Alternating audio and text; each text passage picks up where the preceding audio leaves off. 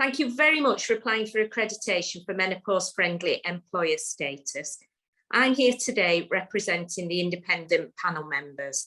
We've thoroughly assessed all aspects of your application and the fabulous comprehensive work you've done at Huddersfield Town Football Club. You've so much to feel proud of, and we're sure that your colleagues really appreciate all that you've done for them. It's clear you've created a culture where it's easy to talk about the menopause, and you prioritise menopause in your equality, diversity and inclusion strategy. The way you've engaged your colleagues is excellent, particularly the use of the menopause-friendly memberships resources. And it's great to see the menopause on your website under the Terriers Together and Careers, showing how important it is to you as a club. You've trained a high proportion of your team, and you continue to follow this up to make sure that everyone knows about the menopause. In the environment too, you've provided free sanitary products to staff and supporters, and you were one of the first clubs to support the On the Ball campaign relating to sanitary products being freely available.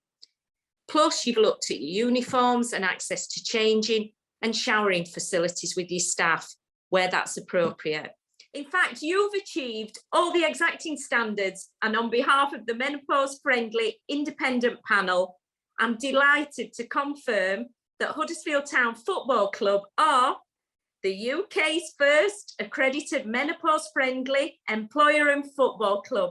Well done. Yay! Has it been received well? Yeah, it's really exciting. I know that the difference you're going to make and are making is huge, and to be the first football accredited team, I think that's a huge feather in your cap, and you should be really, really proud of it. So thank you. We're really lucky to really have the support of our board. So David's here representing the club board today, but David's also a kind of founding member of our equality and safeguarding working group as well. And hopefully it speaks volumes that we've got men represented on this call as well. That's one of the things that we felt was really important, that when we're talking about the menopause, it's not just something we direct at women. Men will have a mum or a wife or a sister or somebody in their life along the way who will experience the menopause. So we felt it was really important that this was a whole organisational approach. Yeah, I'd echo everything that's been said. I mean, from a football club perspective, everyone on here has worked really hard, none more so than Zoe and Robin Kennedale, who isn't with us today for very good reasons. And Anne, obviously, is the board lead for this as well. But the whole process for us as a club, not just specific to this accreditation, but everything we've done in our kind of a quality journey through the Premier League syllabus, has been a real eye-opener for, I think, probably all of us. I'll speak for everyone. I've certainly learned a lot. I've been here a long time, and I've always considered Huddersfield Town to be a really welcoming club, something that tries to accommodate for everyone. But this process, and specifically the menopause accreditation, I've certainly learned a lot about how we can approach things to make life easier, better for our employees, our fans. So it's been really worthwhile. There's one of the chaps who works for me said to me after he'd been through the training that he had a conversation with his mum about menopause, and he says he never would have done that before, but it was something that he felt like he could.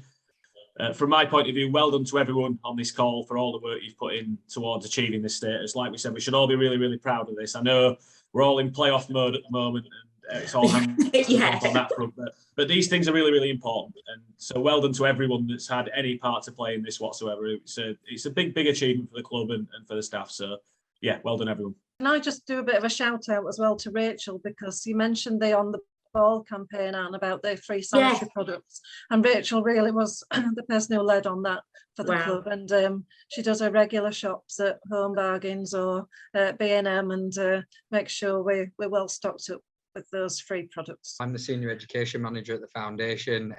I've got a member of staff, and she won't mind me saying, that's slightly more mature than me. She's going through the menopause, and as her line manager, some of the initiatives that Zoe's led on means that I can now be better educated, be more supportive, and ultimately provide her a more inclusive working environment. So for me personally, hopefully that's improved my skill set, and is another case study that obviously Dave spoke to, that shows the work that has been done.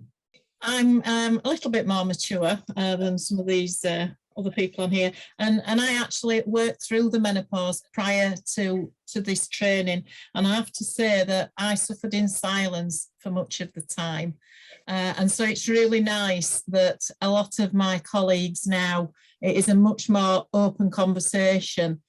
I think, but the most interesting thing and probably the most heartfelt thing for me was when a male colleague said to me, he said, "Do you know what?" He says, "I had no idea what my partner was trying to deal with." And that, it actually brought tears to my eyes. And I thought, well, unless somebody tells you, actually, you won't know. And it's never been such an open conversation as it is now. Yay!